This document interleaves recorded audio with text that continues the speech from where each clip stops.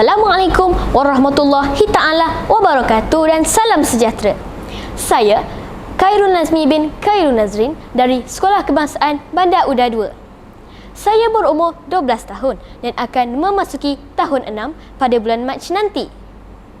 Saya juga merupakan salah seorang daripada anggota Student Leaders Board SLB dan memegang jawatan sebagai pengawas sekolah sejak berumur 9 tahun lagi.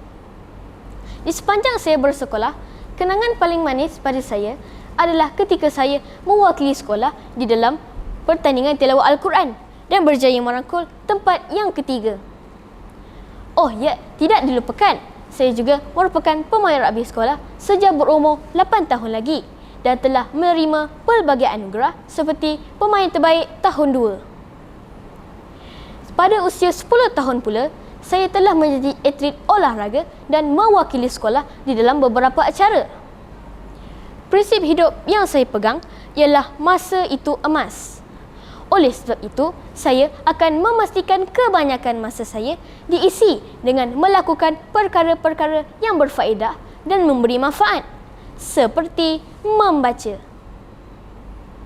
Membaca merupakan kelaziman saya setiap kali mempunyai masa yang senggang. Buku-buku berasaskan sejarah, tamadun, ensiklopedia dan karya agung adalah jenis-jenis buku yang amat saya minati. Oleh itu, izinkan saya untuk berkongsi resensi buku pilihan hati saya yang bertajuk Ensiklopedia Kanak-Kanak Muslim Jilid 5 Tokoh. Buku yang mengandungi 48 muka surat ini telah diterbitkan oleh Aras Mega M Sendirian Berhad pada tahun 2006. Penulis buku ini iaitu Irfan Amali et al. Telah melakukan satu usaha yang sangat baik dalam menghasilkan buku yang sangat menarik untuk dibaca, terutamanya untuk kanak-kanak seperti saya. Buku ini juga mempunyai pelbagai cerita dan informasi berkaitan dengan tokoh-tokoh yang telah mengembangkan tamadun Islam. Saya tertarik untuk membaca dan mengkaji tentang tokoh-tokoh ilmuwan Islam ini dalam usaha untuk menambahkan ilmu pengetahuan. Sebagaimana yang disarankan oleh Rasulullah SAW yang bersabda, barang siapa yang hendak menginginkan dunia, maka hendaklah ia menguasai ilmu. Barang siapa yang hendak menginginkan akhirat, maka hendaklah ia menguasai ilmu. Dan barang siapa yang hendak menginginkan dunia dan juga akhirat, hendaklah ia menguasai ilmu.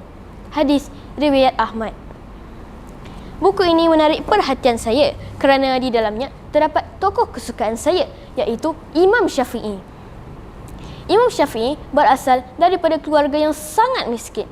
Tetapi kemiskinan itu bukanlah penghalang bagi beliau untuk menjadi seorang yang berilmu.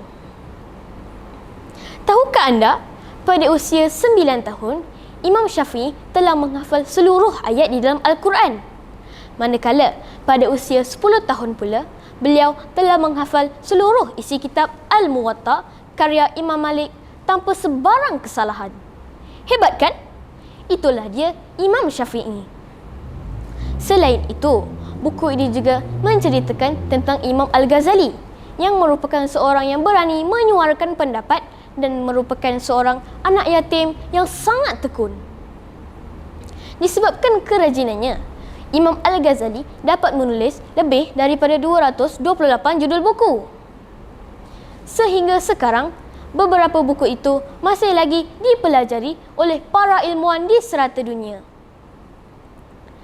Berdasarkan buku ini, saya telah belajar untuk tidak mudah berputus asa, terutamanya dalam menuntut ilmu.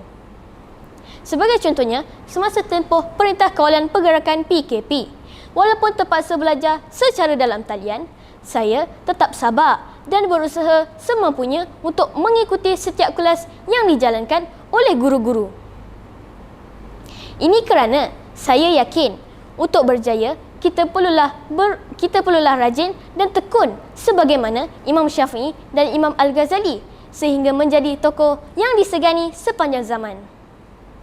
Sesungguhnya buku ini telah menanam minat kepada saya untuk terus belajar dan mencari ilmu.